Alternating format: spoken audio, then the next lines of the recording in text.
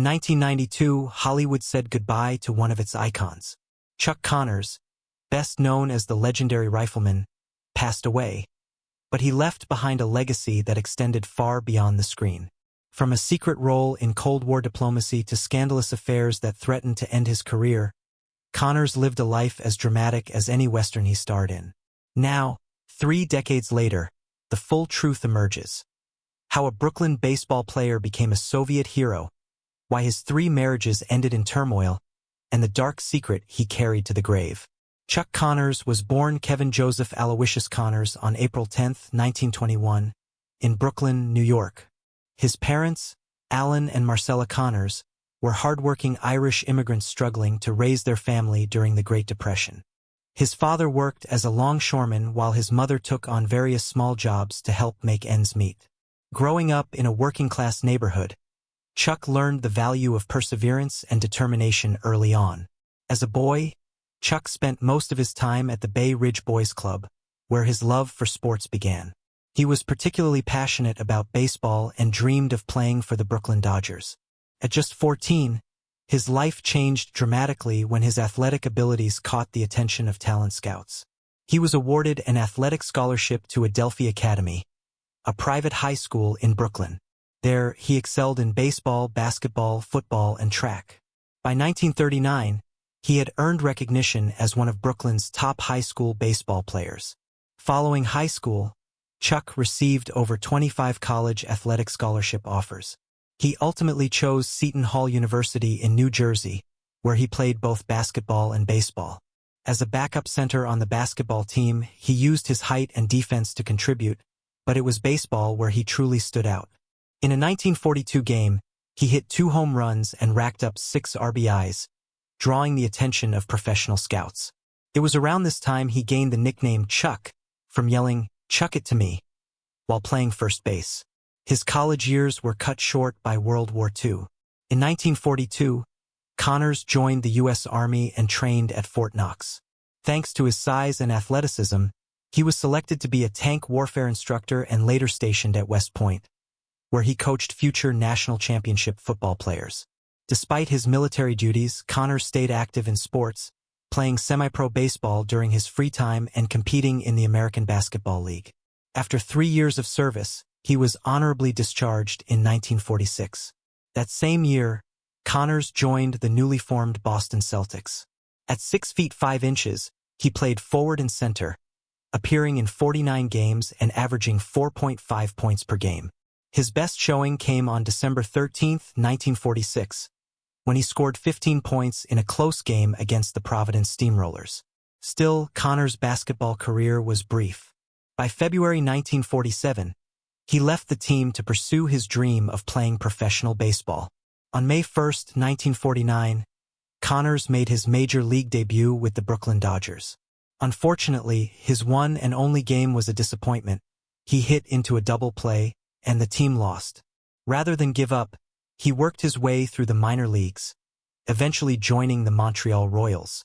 In 1951, he returned to the majors with the Chicago Cubs, playing 66 games and recording several memorable moments. He hit his first home run on July 18 against the New York Giants, and another on August 26, also against the Giants. He finished the season with 48 hits and a .239 batting average. Not bad for an athlete juggling 2 careers. Connors' entry into Hollywood came by sheer chance in 1952, while playing minor league baseball for the Los Angeles Angels. During a game, he hit a massive home run that caught the eye of MGM casting director Billy Gordon. Gordon approached Connors after the game and suggested he try acting. At first, Chuck brushed it off, but a minor injury soon gave him time to reconsider. Curious, he visited MGM, and to his surprise, they offered him a screen test. Within 3 days, he signed his first Hollywood contract. His first role came in Pat and Mike, a romantic comedy starring Spencer Tracy and Katharine Hepburn. Though his role as a police captain was small, it was a pivotal moment. Nervous but prepared, Connors waited all day to film his scene and completed it in just 2 takes. Spencer Tracy later told him, "You've got something. Stick with it." That encouragement changed everything. From that moment, Connors fully committed to acting. Between 1952 and 1958, he appeared in over 20 films. One of his standout early roles was in Disney's Old Yeller, 1957, playing Bernie Sanderson. The film's success elevated his profile. He also worked alongside stars like John Wayne in Trouble Along the Way and Gregory Peck in The Big Country. These roles helped him develop his craft and reputation. Connors also appeared in 18 television shows during this period, a rare accomplishment in an era when actors typically stuck to either film or TV. Then came the role that would define his career. In 1957, producers of a new series, The Rifleman, saw his performance in Old Yeller and felt he was perfect for the lead role of Lucas McCain. Connors was hesitant, as the pay was lower than his film work. But the producers sweetened the deal, offering him more money and a 5% ownership stake in the show. He agreed and began rigorous training to portray a rugged Western father convincingly.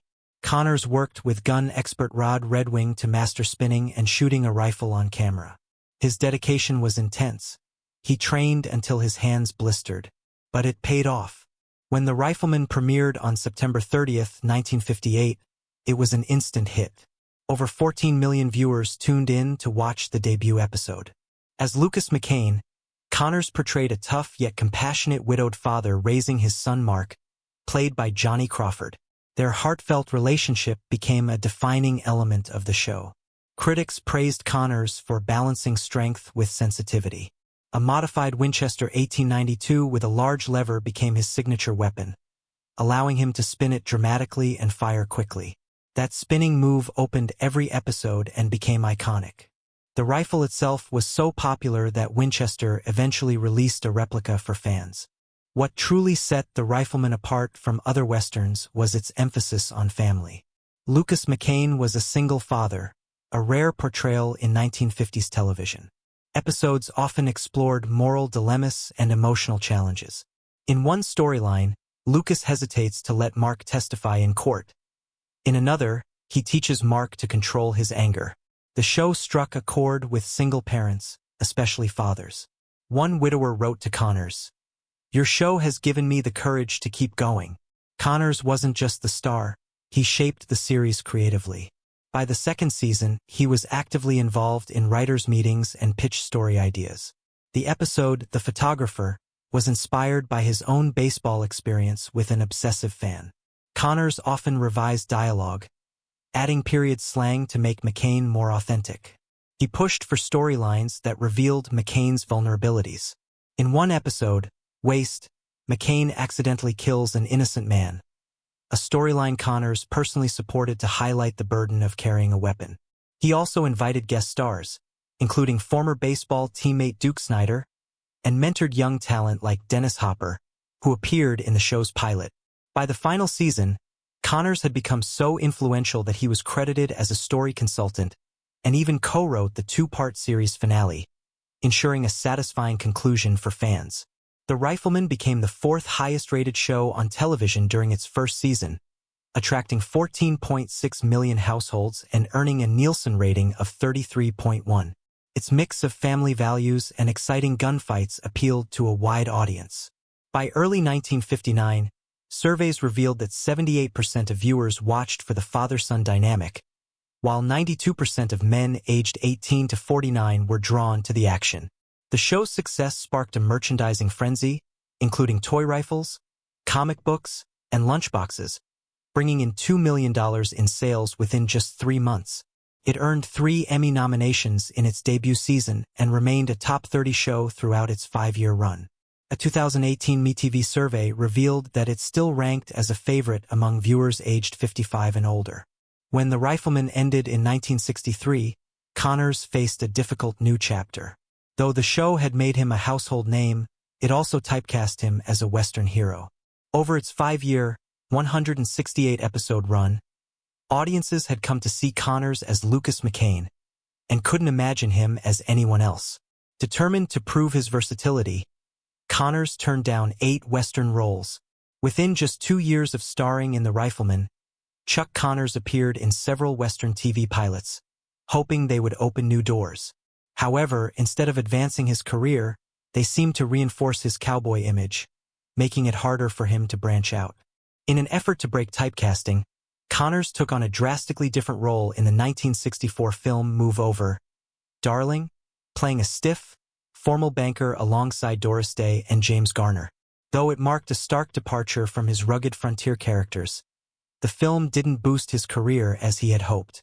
Casting directors continued to associate him with Lucas McCain, often saying he seemed too Western, even when he auditioned for modern or non-Western roles. By 1965, Connors became so disillusioned that he considered giving up acting altogether and returning to professional sports. Despite the setback, he managed to land roles that showcased his versatility. In the TV series Arrest and Trial, 1963 to 1964, Connors played John Egan, a defense attorney. The show was innovative for its time, with each 90-minute episode split between an investigative segment and a courtroom drama. Swapping his cowboy gear for a suit, Connors impressed critics by portraying a sharp, intellectual character. Although his performance was praised, the show was canceled after just one season. He returned to Westerns in 1965 with Branded, but this time he played Jason McCord, a cavalry officer wrongly accused of cowardice and expelled from the military. The series followed McCord's quest to restore his honor and ran for 2 seasons, allowing Connors to explore a more emotionally complex role. Perhaps Connors' most powerful performance came in the landmark 1977 miniseries Roots, where he played Tom Moore, a cruel plantation owner. The role was a major departure from his previous characters and required him to depict the harsh realities of slavery without turning Moore into a cartoonish villain. Roots was a massive success, with its final episode watched by nearly 100 million viewers. Connors' chilling portrayal earned him an Emmy nomination and demonstrated his ability to tackle deeply controversial and demanding roles. In the later years of his career, Connors appeared in B-movies and television guest spots. A standout performance came in the 1979 horror film Tourist Trap, in which he played Mr. Slauson, a creepy museum owner surrounded by eerie mannequins. Though the film flopped at first, it later became a cult classic. Connors continued to take on eclectic roles, including fighting aliens in the 1980 low-budget sci-fi film The Day Time Ended. He also made guest appearances on popular TV shows like Fantasy Island, The Love Boat, and Murder, She Wrote. In the horror action series Werewolf, 1987 to 1988, Connors played villain Yano Scorzani, further showcasing his darker acting range. Connors' personal life mirrored the drama of his on-screen roles. His first marriage was to Elizabeth Jane Riddell, known as Betty, a model from Montreal, Canada. They met in 1948 at one of his baseball games while he was playing for the Montreal Royals. Betty came from a wealthy family, and their romance quickly flourished. They married on October 1, 1948, when Connors was 27. The couple had 4 sons, Michael, Jeffrey, Stephen, and Kevin. Initially, their marriage seemed strong, but by the time The Rifleman took off in 1958, Connors' demanding schedule and rumors of infidelity caused strain. In 1961, Betty discovered an affair he was having with an actress on a film set, leading to their divorce in 1962. Though publicly civil, reports later revealed Betty had threatened to expose his infidelities unless he agreed to certain terms in the divorce. In 1963, Connors married again, this time to actress Kamala Devi, whom he met while filming Geronimo. Kamala, born in Mumbai, India, was of mixed Indian and British heritage, making their marriage notable during a time when interracial relationships were still rare in Hollywood. The pair worked together in several projects, including Branded and Cowboy in Africa, and their chemistry was admired both on and off screen. However, tensions grew when Kamala encouraged Connors to pursue more sophisticated roles, while he remained committed to his cowboy image. His continued infidelity also created distance between them. After 9 years of marriage, they divorced in 1972. Their final film together, The Proud and Damned, seemed to reflect the emotional decline of their relationship.